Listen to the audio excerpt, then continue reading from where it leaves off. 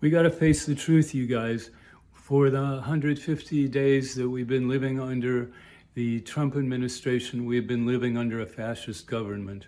I started warning 12 years ago that failure to build a nonviolent revolutionary movement would bring about the rise of fascism. Many of us have been warning since then about the rise of fascism. In the last 150 days, everyone hears somebody denounce as authoritarian one of the 2 or 3 or 5 authoritarian measures that this regime has enacted during that time. But it's not just about this or that authoritarian measure. We have to face the fact that we are living under a fascist government. I ain't saying no more that there's a danger of fascism. It just hasn't consolidated its power yet, and we're not yet all feeling its effects. But it's here.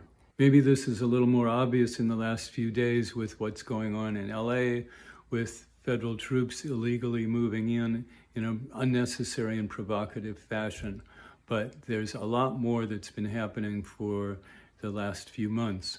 First, there are extreme pro-corporate policies. And I have to say extreme because for at least 50 years we've been living under a bipartisan consensus of government in favor of corporate wealth.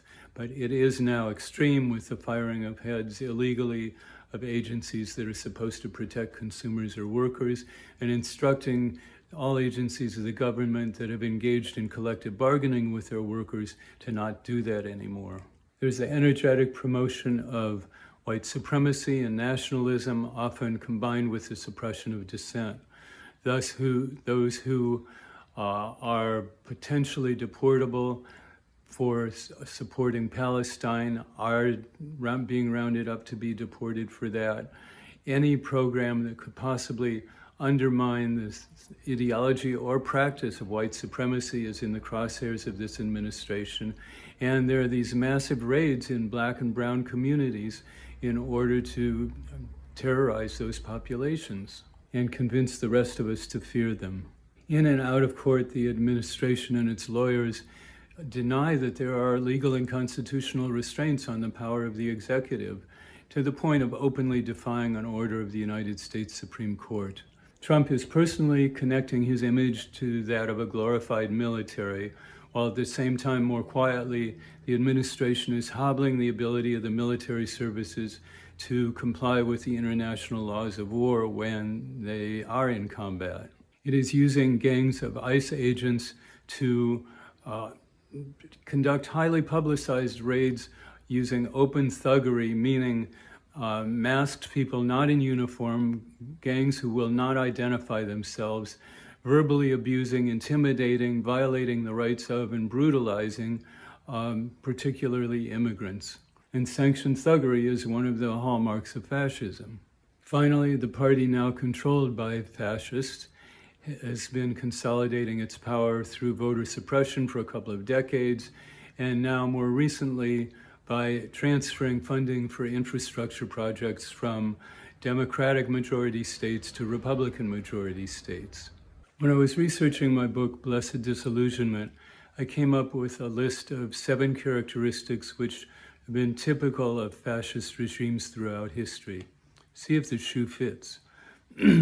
Control of the political machinery by the super rich and their corporate institutions. Check. Creating groups of demeaned others and using fear to focus the population on supposed internal and external enemies. Check. Motivating allegiance through some combination of nationalism, religion, a romanticized past, faith in a strong leader and masculine power, including the military.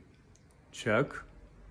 Monitoring and repression of any serious dissent, and often of vilified sectors of the population, by police agencies and/or sanctioned gangs, silencing or discrediting journalistic criticism. Check. Employing these means of control in service of economic and social measures which have an increasingly brutal impact on classes other than the upper class. Check. And vicious military operations to support exploitation of the people of weaker countries.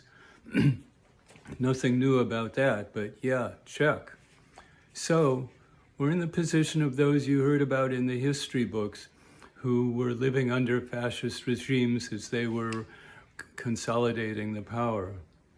What do you think we should do about it? What are the implications for the strategy and tactics of those of us who want peace, democracy, freedom, sustainability, a caring society, and fairness?